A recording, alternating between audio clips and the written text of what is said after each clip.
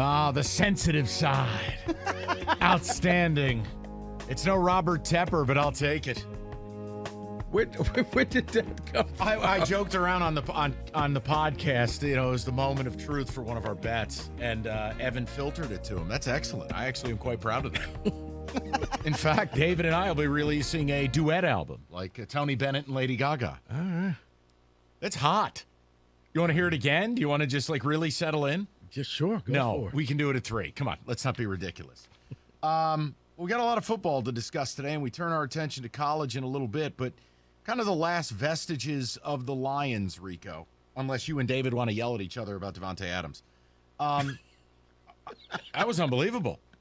I couldn't believe how heated David got. He's so mad. He left, by the way. He's gone. I don't know what I'm doing here, but he's gone. Is it really? No. Like, He said he had to use the facilities. I think I saw him just drive away, though. I'm like, dude, he just pushed a guy. That's just what happened. So, yeah. By the way, Davante Adams having his number retired this weekend back at Fresno State, so they best win or look out if you're on the sidelines. Raiders are on a bye week. Davante will be in the house. Look out. Let's do this, and then we'll turn our attention to the University of Michigan. Aidan Hutchinson. You know, we do this concern level stuff with Dan Campbell. We do a concern level with the team, but can we talk about the number 2 overall pick in the draft? Yeah. Who arguably has been the least productive defensive rookie selected in the top 10? Now, look, I know what's going to happen. We're going to get some nerds from Hungary or Ireland to tell us that PFF great. You know what? PFF can blow it out their ass because Aidan Hutchinson has been a nothing burger. Aidan Hutchinson has been terrible. He's getting physically dominated at the line of scrimmage. Hell, there was one play last week where nobody blocked him and he fell over. Seriously, go watch the film. Outside of one half against Washington, who's the worst O-line in the league, who's given up the most sacks in the league against a quarterback who holds the ball longer than anyone in the league, Aidan Hutchinson has done nothing. And I started thinking about, as bad as this defense has been, part of it is he was supposed to make a nice impact and be a real contributor up front. Right. And I started looking at the other rookies. And you sit there watching Red Zone, and you sit there watching other games, and like Sauce Gardner, Rico's guy. Sauce has been really good, including, well, had a pick on Sunday. Something quantifiable. Right. Stingley for Houston. 7 tackles, 3 PBUs, and a pick in a win for the Texans Sunday. Thibodeau, who missed the last 2 weeks of camp, missed the first 2 weeks of the season. He made 2 big plays late to help the Giants win the game. Batted down a ball on 3rd and goal, and then really forced the sack on the Hail Mary. You know, Drake London, stud. Garrett Wilson, stud. And I'm only highlighting it because I want to know what your opinion of Hutchinson is. And look, many of you will say he's a rookie. There's an acclimation period. It's hard. You're right on all accounts. But there's another camp of people out there, people like me, who never wanted him here. I was Team Tibbs all the way. I don't know if Tibbs will be the better player. I can just tell you nobody could be worse than Aidan right now. He doesn't look prepared to play. Physically, just outmatched. It looks like the Georgia game almost every week. You've got broadcasters saying he needs to learn pass rush moves. What? Yeah. And overall, I can't really tell if he's on the field. And that's just not great for a defense that's the worst defense in history. Yeah, it kind of feels like the year they drafted Jeff Okudah. And he was the number 3 overall pick. And it didn't feel like he was the number 3 overall pick. He was getting burned. He just looked like he was slow. He was, just getting roasted. And you're asking yourself, really, that was the best that you could do, especially when you see people taken later. That's what this is starting to feel like. Now, Okudah ended up getting hurt, and then they just sat him for the rest of the season. But, yeah, I did expect a little bit more of an impact. And outside of one half against Washington. What's he done? Nothing. Because I thought, you know what? That's his coming out party. He's not going to get 3 sacks a game, but he was a force. Right. He was a presence. And that's what I think a lot of people were waiting for. And now it's just gone back to you got to check the box score to make sure he played. So here's the question. No, I don't think anyone's calling him a bust. That's not fair. It'd be a ridiculous statement. I'm asking your level of concern with it. Look, if we do it with Dan Campbell, why can't we do it with the number 2 overall pick in the draft? You're a third of the way through your season. It's been a dumpster fire. And to say that his 5-game debut has been disappointing would be an understatement. So tell me, if you're not concerned at all, it's not a right or wrong answer, but I would like to know why. And if you're in the camp where I never thought he was going to be a great player, I thought he was this local, will sell jerseys, safe pick where he'll just be a solid player, I still think all of that's on the table. But when I'm watching a lot of the other rookies drafted high have these breakout moments and really do things, it kind of concerns me. And look, I mean, technically, I guess you could say he did have his breakout moment in the Lions' only win this year against Washington. He went out there and he was a difference maker. But to do in that game, to do nothing in any other game, and it's not about sacks. It's being out of position. It's being physically dominated. It's about not setting an edge. Or it's the almost. I was right there. I'll give you $1. Like if you looked at Aidan right now, 5 games in, and you tried to identify the thing he's doing well, he hustles. He's got a motor. He cares. That doesn't matter to me. This is the issue. I continue to have PTSD going back to the Georgia game. Go look at it.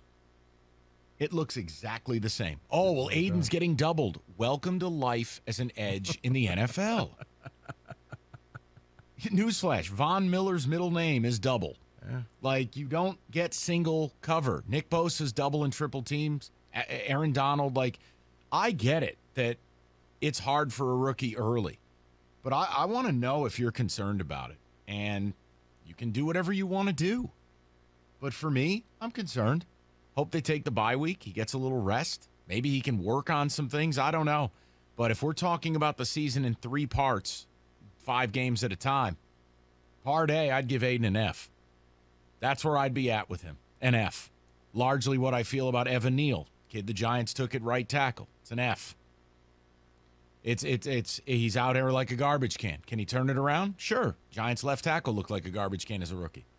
But it's okay to talk about it as you go along. Yeah. He's number 2 overall pick, Rico. Like I said, it just feels like that Okudah pick where – and I wonder how much of this – I hate to keep going back to this, Mike, but how much of this was based off of Hard Knocks? And he was the feature every week. And his parents. And look at him. And, Glenn going up to him in practice. Hey, we need you. And, how you doing? And he was the star. He was the focus. So I think expectations, like it or not, increased because, okay, maybe Detroit has that guy. Well, maybe he will be that guy. I love, and I love how people go, oh, expectations are the enemy. Well, I'm sorry, dude. You're the one who got falsely propped up and put in New York by the media. You're the one who was ridiculously up for a Heisman Trophy when you weren't even the best defensive player in America. You're the one who got drafted number 2 overall. You're the one who's the superstar. You're the guy who got featured on HBO. What do you want from me? It comes with the territory. All right, I didn't do that. I mean, what are we going to do here? You're the one with the guaranteed $25 million signing bonus. What am I supposed to do?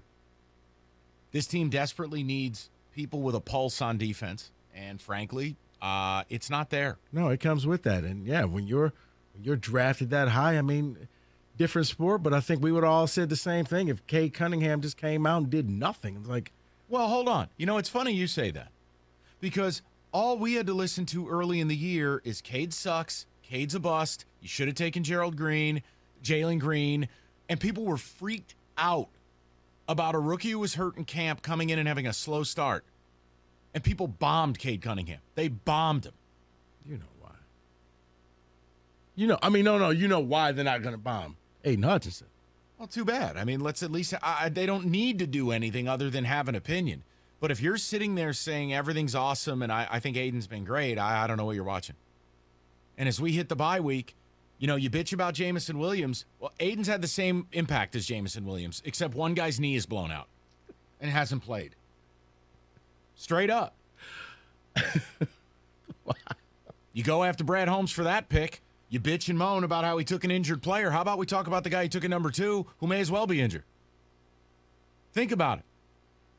So, yeah, I'd like to have the conversation, but you guys are too chicken bleep to probably do it because you'd have to be honest about a player who you adored in college. 248-539-9797. I don't care. That's the difference. You want to know what can help this team win games and what can help this team be better. The guy you drafted at number 2 overall not being Bernie Lomax would be a start.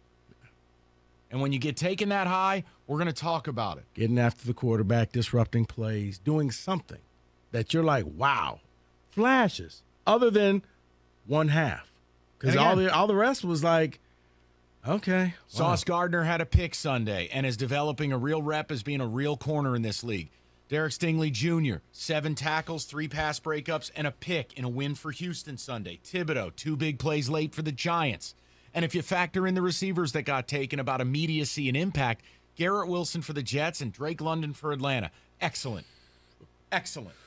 So, okay. Drake London's carrying Atlanta. Okay. Right. So tell me it's wrong. Doesn't mean he's a bust, but it sure as hell doesn't mean we don't talk about it. Because I'll tell you, man. Man, it's very, very concerning because it does have that Okudah feel all over it again where you saw something in college and you're not seeing that same thing in the pros. 248-539-9797. We'll get to the people. We got the Big Ten Power Ranks to do, where I think we are going to switch the segment up in short order. Rico had an idea this weekend, and I am all for it. We'll explain.